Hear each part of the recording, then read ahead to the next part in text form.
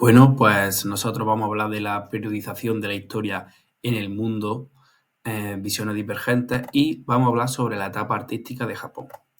Aquí tenemos el índice, que se compone de la introducción, su ubicación geográfica y delimitación, los países que lo integran, las características de la etapa histórica, acontecimientos históricos de estas etapas, 10 personajes clave de cada acontecimiento histórico, una comparación con Europa en todas las etapas, la conclusión y la bibliografía.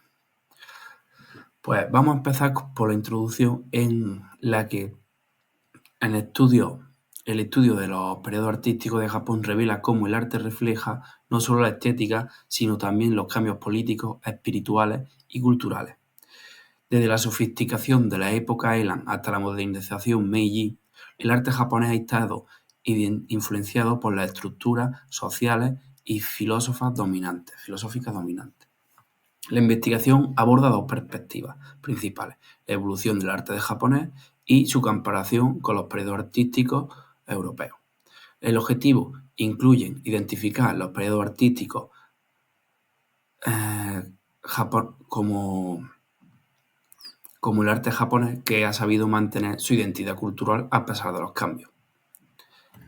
Bueno, yo voy a hablar sobre la ubicación geográfica y delimitación.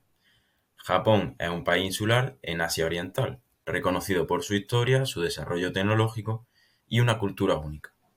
Con una superficie de 377.975 kilómetros cuadrados, se puede considerar que es una nación de tamaño medio.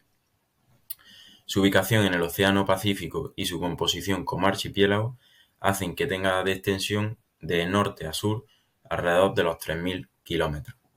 Esto hace que tenga una gran variedad climática. Japón es un ejemplo de cómo un territorio geográficamente aislado, apartado, puede lograr un alto nivel de desarrollo. Vamos a profundizar un poco más en la ubicación geográfica y en la delimitación geográfica, y es que Japón está al noroeste de Asia, que ahora veremos ubicado en un mapa, que es donde nos será más fácilmente verlo. Sobre el anillo de fuego del Pacífico, que es una región sísmica y volcánica. Es un archipiélago que tiene más de 6.800 islas, por lo que al ser un territorio insular no comparte fronteras terrestres con otros países. Sus límites son marítimos. Tenemos el mar de Japón al oeste, que lo separa de la península de Corea y Rusia. Tenemos el estrecho de Corea al sudoeste, que lo conecta con Corea del Sur. El mar de China Oriental al sur, que lo vincula con Taiwán y el sur de China. Y el Océano Pacífico al este, que hace de conexión a América y a otras partes del mundo. Aquí vamos a ver una fotografía sobre la ubicación de Japón en el mundo. Vemos un mapa del resto del mundo y encontramos la ubicación de Japón marcada en rojo y luego aumentada. Y aquí vemos las delimitaciones que he comentado, con el mar de Japón delimitando a China y Rusia, el Océano Pacífico delimitando a América y el resto del mundo, y el mar de China Oriental y el mar Amarillo con el estrecho de Corea separándose de Corea del Norte y Corea del Sur. Vamos a ir con la composición y las principales islas de Japón, y es que Japón está compuesto por un solo país soberano, que es el Estado de Japón. Pero su archipiélago incluye miles de islas, como he comentado antes, más de 6.800 islas. Algunas de gran relevancia estratégica, otras históricas y otras culturales. Las que más destacan son Honshu, que es la isla más grande y tiene las ciudades clave que todos conocemos, ¿no? Como Tokio, que es la capital, Osaka, Kioto, Yokohama y muchas más. Luego encontramos Hokkaido, que está más al norte y es conocida por su naturaleza, su clima frío y la ciudad de Sapporo. Kyushu, que está en el sur, con una gran importancia histórica y es la más próxima al continente asiático. Shikoku, que es la isla más pequeña y destaca por su importancia cultural y espiritual, ya que es una isla en la que se encuentran muchos templos monjes. Las islas menores, como la Ryukyu y las islas Bonin y Ogasawara, que son cruciales para la biodiversidad, tanto vegetal como animal. A continuación, vamos a hablar de las características de la etapa histórica del arte japonés, en el que abarca una rica y variada historia, reflejo de la influencia cultural y los cambios sociopolíticos que vivió el país a lo largo de los siglos. Podemos decir la siguiente etapa con sus respectivas cronologías. Está el periodo Jomon del 14.000 a.C. al 300 a.C., el periodo Yayoi del 300 a.C.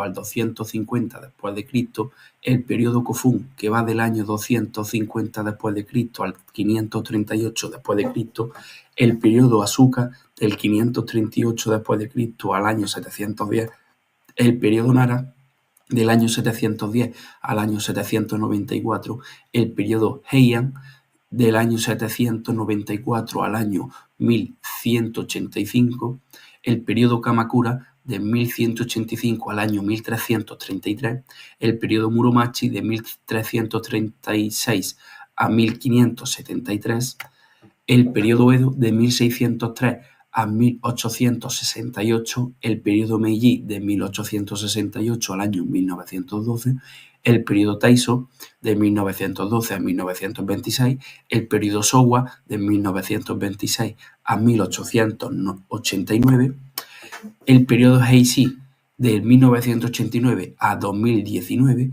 y el periodo Reiwa, que va desde el año 2019 hasta la actualidad. La codificación de esta etapa histórica pues, se ha realizado a lo largo del tiempo mediante el análisis de artefactos, documentos y hallazgos arqueológicos. Estos periodos se definen por cambios importantes en la política, la cultura y la religión, marcados por la aparición de estilos que caracterizan cada época. Esta división de estos periodos también es influenciada por la reorganización política de Japón y la adaptación de nuevas religiones e ideas. Por eso hay tanta variedad de etapas.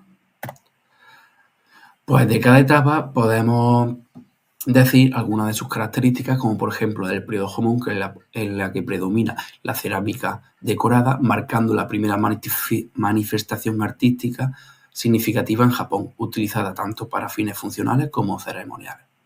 En el periodo Yayoi, pues destaca la introducción del cultivo de arroz y la metalurgia, transformando la arte, especialmente la producción de herramientas y utensilios. Luego está el periodo Kofun, en el que podemos destacar las tumbas funerarias monumentales y las primeras esculturas de Buda. En el periodo Asuka y Nara dominan la escultura y pintura budista, con una fuerte influencia de China y Corea en las artes. En el periodo Heian se alcanza un refinamiento artístico en literatura y pintura, destacando el estilo Yamato-e.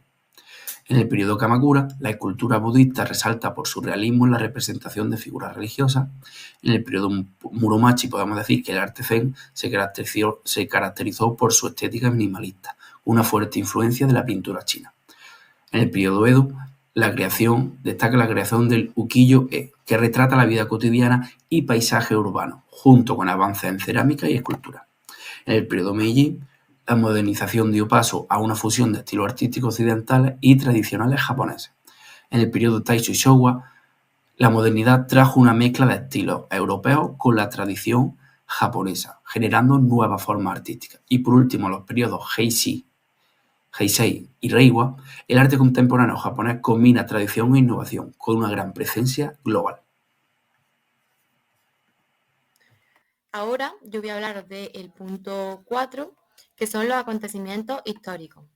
El primer periodo es el periodo Jomon. La cerámica Jomon es considerada una de las primeras cerámicas del mundo, con patrones decorativos en forma de cuerda. Se usaba para fines prácticos y rituales, marcando un avance cultural y el inicio de un estilo de vida más sedentario. También tenemos las figuras dogu, que son artefactos simbólicos relacionados con la fertilidad y la protección, con formas antropomorfas o abstractas, que se usaban como amuletos o ídolos religiosos con un carácter mágico y ritual. Y por último tenemos los asentamientos semipermanentes, que a partir de este periodo surgen asentamientos más estables, permitiendo un desarrollo cultural sostenido y la creación de herramientas y objetos más complejos. El siguiente periodo es el periodo Yayoi. Tiene la agricultura del arroz, la introducción del arroz en campos inundados transformó la economía y la estructura social de Japón, favoreciendo el crecimiento de comunidades organizadas. También tenemos las herramientas de metal. el bronce y el hierro, que mejoraron la agricultura y aumentaron los conflictos, reflejando una sociedad más estratificada. Y por último tenemos la escultura jerárquica. La agricultura y nuevas tecnologías mejoraron la creación de jerarquías sociales y clanes dominantes, destacando figuras como la reina Himiko en Yamatai. El siguiente periodo es el periodo Kofun, túmulos que pertenecían túmulos funerarios Kofun. Estos monumentos, como el Daisen Kofun, representaban logros arquitectónicos y el poder centralizado de la élite gobernante. Su construcción simbolizaba la jerarquización social y política de la época. También tenemos la consolidación del reino Yamato. El reino Yamato es el primer estado centralizado de Japón y estableció un sistema jerárquico de clanes, con una autoridad centralizada vinculada a los dioses. Yamato adoptó elementos culturales y tecnológicos del continente asiático. También tenemos las esculturas Haniwa. Estas figuras de terracota colocadas en los túmulos funerarios tenían fines rituales y simbólicos. Representaban humanos, animales y reflejaban creencias espirituales y la estructura social y militar de la época. Seguimos con el periodo Asuka. La introducción al budismo es porque el budismo llegó a Japón desde Baekje, enfrentando inicialmente oposición, pero con el apoyo de Shotoku Taishi se estableció como una religión influyente, promoviendo la construcción de templos y la escritura china. También tenemos la reforma Taika, que centralizó el poder en el emperador, abolió tierras privadas y estableció un sistema administrativo basado en el modelo chino, fortaleciendo el control estatal. Y por último tenemos la consolidación del budismo. Bajo Shotoku Taishi, el budismo se consolidó como religión oficial, integrándose con el sintoísmo y sirviendo como herramienta política y cultural.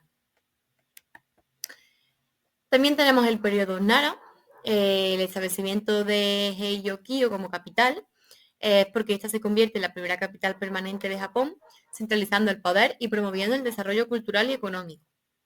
También tenemos la solidificación del Código Taihō. El Código Taihō centralizó el poder bajo el emperador, regulando leyes administrativas fiscales y creando un gobierno más estructurado.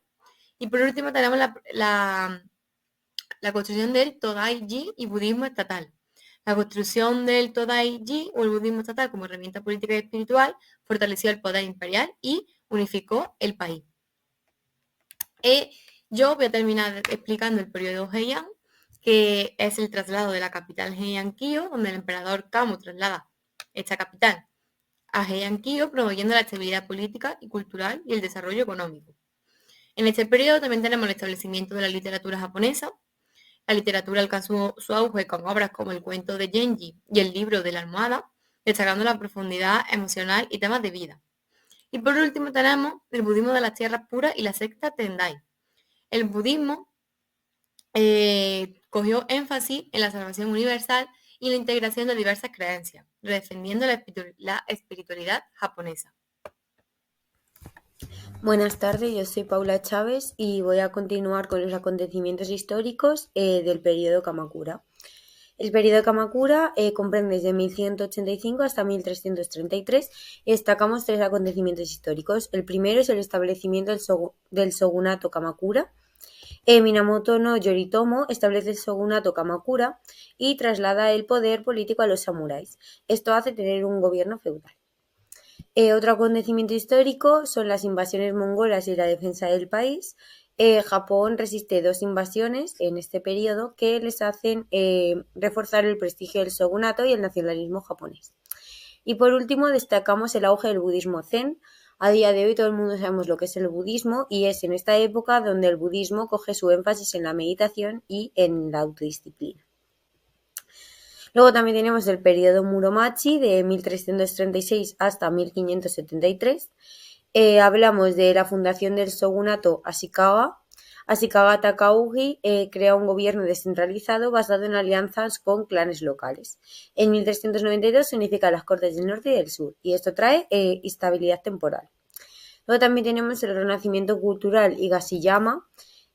Bajo Ashikaga Yoshimasa florecen las artes japonesas como por ejemplo la ceremonia del té, el teatro no y el estilo wabi-sabi. Y por último la guerra Onin y el comienzo del periodo Sengoku. La guerra Onin debilita el shogunato Ashikaga y se decae el periodo Sengoku. Entonces se caracteriza por las luchas entre los clanes del poder. Más tarde hablamos del periodo Edo, que va del 1603 al 1868 y destacamos 3 acontecimientos. El primero de ellos habla del establecimiento del shogunato en Tokugawa. Como hablamos, el shogunato del anterior periodo se cae en el periodo Muromachi y ahora se establece el Tokugawa. El Tokugawa crea un gobierno centralizado desde Edo, garantizando estabilidad política a través de un control estricto de los daimios y un orden social jerárquico. Después hablamos de la política de aislamiento nacional. Desde 1639 Japón cierra las puertas al mundo y se limita el comercio a lo que se produce y se crea en el país. Entonces, eso no tiene interferencias extranjeras, simplemente Japón produce y utiliza productos del propio país. Desarrollo cultural del periodo Edo. La estabilidad del shogunato Tokugawa favorece una explosión cultural en las ciudades y destaca el arte ukiyo-e, el kabuki y la literatura como el haiku. La conexión con la naturaleza en la ceremonia del té y los jardines paisajísticos. Después hablamos del periodo Meiji entre 1868 y 1912. Los 3 acontecimientos son la primera, la restauración Meiji, el fin del shogunato Tokugawa y la restauración del poder imperial. Se establece otra vez un gobierno centralizado y unificado. Se abole el sistema feudal y la creación de prefecturas. Después tenemos la modernización económica e industrialización. Desde la década de 1870, Japón experimenta una rápida industrialización. Sobre todo en sectores como la infraestructura, la industria textil y pesada y el crecimiento de grandes conglomerados empresariales como Mitsubishi y Mitsui. Por último, hablamos de la Constitución Meiji y el sistema parlamentario. Se promulga la Constitución Meiji y se crea un sistema político que equilibraba el poder imperial con un parlamento bicameral.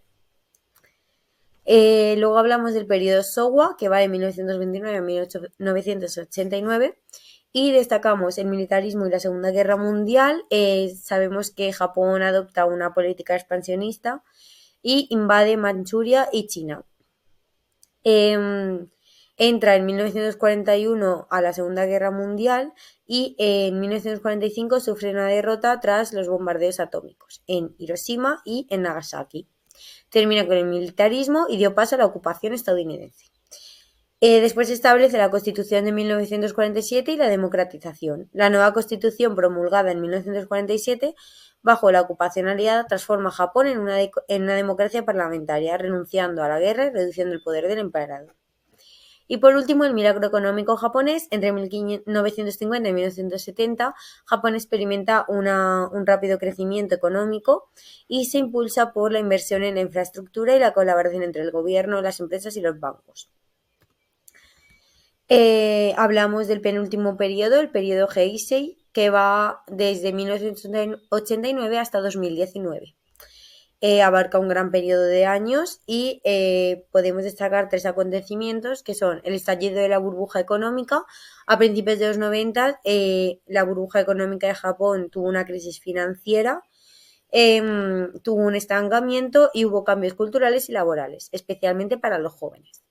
Después de los desastres naturales, hubo un terremoto en Hanshin en 1995 y otro terremoto y un tsunami en Tohoku en 2011.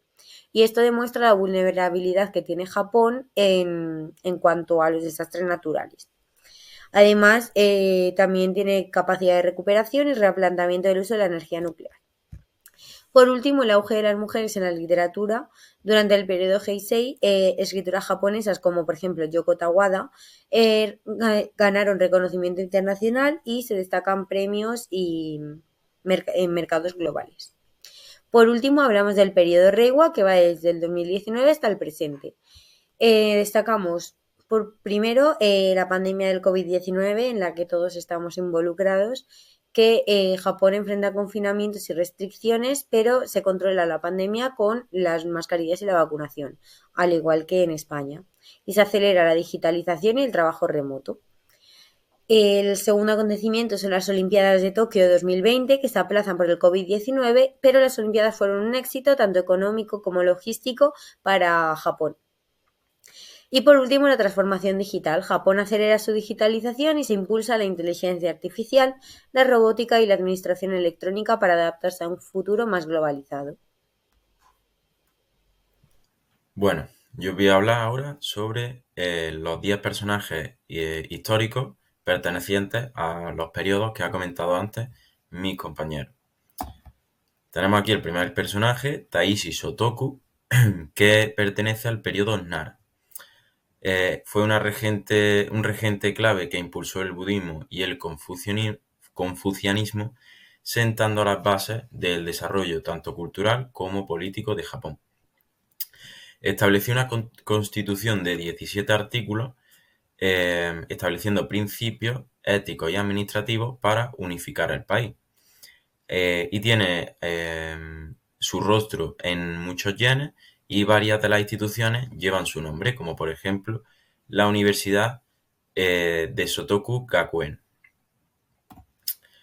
Pasamos al siguiente personaje, Kukai, que fue el fundador de la secta budista Shingon, y además es un reconocido calígrafo e ingeniero. Fue inventor del kana, que es el silabario japonés que se usa junto con caracteres chinos.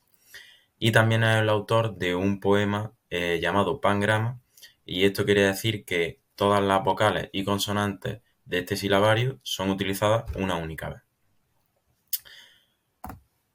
Seiso Nagon, que fue una escritora, poeta y dama de compañía de la emperatriz en su momento del periodo Heian, y fue la autora de El libro de la almohada, una colección de ensayos que describe la vida de los nobles en el periodo Heian.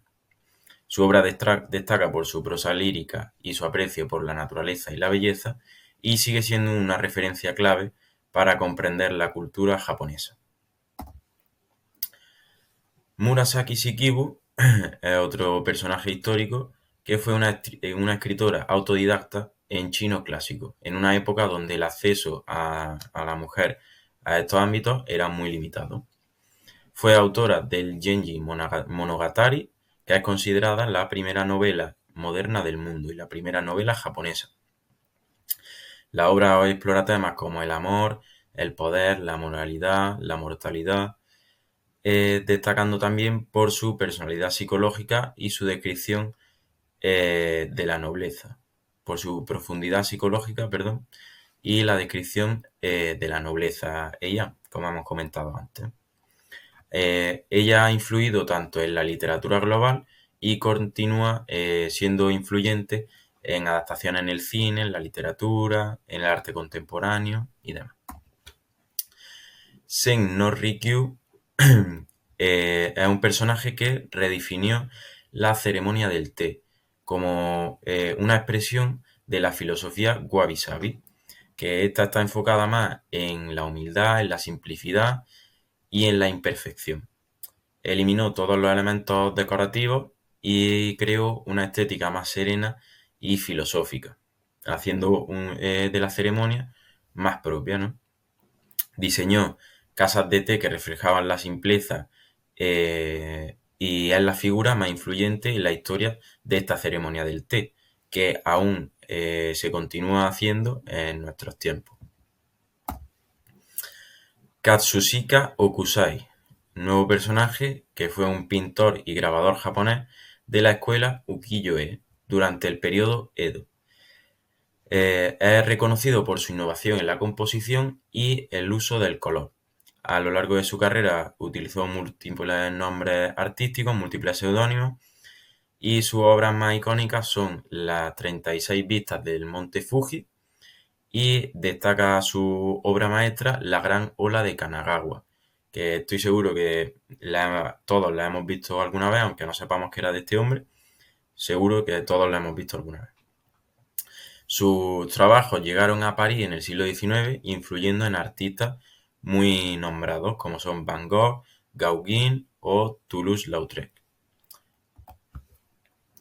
Tokugawa Ieyasu fue perteneciente al periodo Edo y fundador del shogunato Tokugawa, que digamos que es como un imperio que gobernó Japón durante más de 250 años en el periodo Edo y es considerada una época de paz y estabilidad.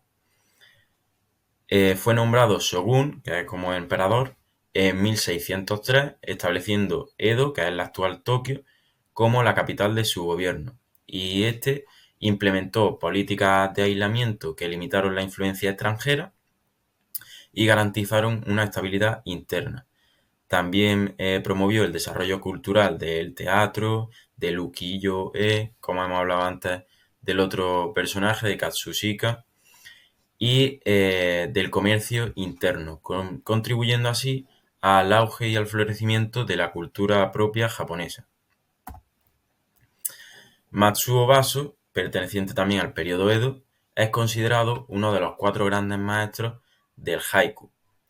El haiku lo elevó a un arte refinado, combinando la simplicidad con una profundidad filosófica que tenía una fuerte influencia espiritual. Su obra más famosa es el Oku no Hoshomichi, la que mezcla poesía y prosa y narra viajes por todo Japón.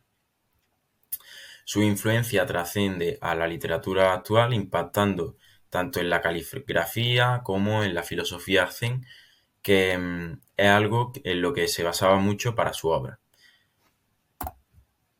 Y por último, Yoshida Soin, también perteneciente al periodo Edo, que era un filósofo y maestro samurái cuyas ideas fueron muy influyentes para los emperadores de la época en la restauración Meiji.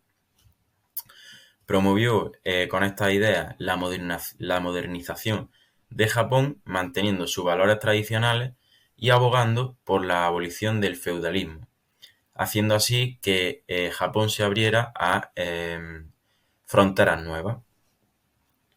Desde joven destacó en estudios, artes marciales y estrategia militar, que fue lo que le ayudó a influir con estas ideas.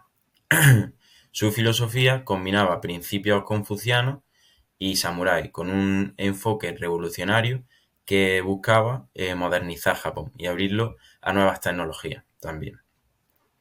Fue encarcelado varias veces por sus actividades políticas y en la publicación de sus ideas, por intentar derrocar al régimen que en ese momento estaba liderando, convirtiéndose así en un líder de la reforma. Luego lo acabarían matando, pero él influyó en el nacionalismo japonés sin perder la cultura japonesa, buscando una modernización y una apertura de Japón hacia las nuevas fronteras. Y hasta aquí los 10 personajes. Os dejo con mis compañeros sobre la comparación con Europa. Por último, os voy a explicar la última parte de nuestro trabajo, que se llama comparación con Europa. Empezamos con la lengua y el idioma. En Europa, la evolución histórica de los idiomas fue clave. En la antigüedad, el latín y el griego eran esenciales para la élite. En la Edad Media, el latín dominaba en la iglesia, mientras que emergían idiomas vernáculos como el francés, español y alemán. En Japón, el desarrollo del lenguaje reflejó transformaciones artísticas. En la época de Asuka y Nara, el kanji chino se usaba para la gestión y la religión. En Heian surgieron los kana, que ampliaron la expresión literaria simplificada en el relato de Genji. Ahora la política y el gobierno. En Europa experimentó una evolución en política desde los imperios centralizados de la antigüedad, como Roma, hasta los sistemas fragmentados del feudalismo medieval, marcados por la influencia de la Iglesia. En la Edad Moderna, la monarquía absoluta y los estados-nación tomaron fuerza, mientras que la Edad Contemporánea trajo revoluciones democráticas y nuevas formas de gobierno, como las repúblicas y democracias parlamentarias. En Japón, los cambios políticos también transformaron el arte. En la época Heian, la aristocracia y la corte imperial dominaban, reflejándose en un arte sofisticado. En la era Kamakura, el shogunato impulsó un arte más práctico y vigoroso, como la escultura budista. Ahora la visión del tiempo y de vida. En Europa, la Edad Media veía el tiempo de forma cíclica y teocéntrica, centrado en la fe y las festividades. Con el Renacimiento se adoptó una visión lineal del tiempo, enfocándose en el progreso humano y la conquista de la naturaleza. En la época contemporánea, los avances tecnológicos intensificaron esta percepción, reflejada en el impresionismo. En Japón, la visión del tiempo sigue siendo cíclica y armoniosa, influenciada por el budismo y el sintoísmo. Conceptos como mono no aware, que resalta la belleza del arte japonés, como el ukiyo-e, que refleja también esta filosofía al mostrar paisajes estacionales y escenas transitorias. Ahora las festividades y tradiciones. En Europa, las celebraciones medievales estaban centradas en la fe, con eventos como Navidad y Pascua, marcando el calendario. Durante el Renacimiento y la época moderna, surgieron festividades religiosas y carnavales que reflejaban la identidad cultural. En la actualidad, muchas celebraciones se han globalizado, pero algunas tradiciones locales perduran. En Japón, las festividades están estrechamente relacionadas con la naturaleza y la espiritualidad, como el Año Nuevo y el Festival de los Cerezos. Estas celebraciones han influido en el arte japonés, como los grabados ukiyo-e. Ahora vamos a hablar del último punto, que son las conclusiones. Los periodos artísticos de Japón reflejan cambios no solo en estilo, sino también en la estructura política, espirituales y culturales. Desde la sofisticación de la época Heian hasta la modernización de la era Meiji, el arte japonés se vincula estrechamente con las transformaciones sociales y filosóficas. A diferencia de Europa, donde las fases históricas se definen por eventos políticos, en Japón se organiza alrededor de periodos dinásticos y espirituales como el budismo. Esta es nuestra bibliografía y esta ha sido nuestra exposición y espero que haya gustado. Y esta ha sido una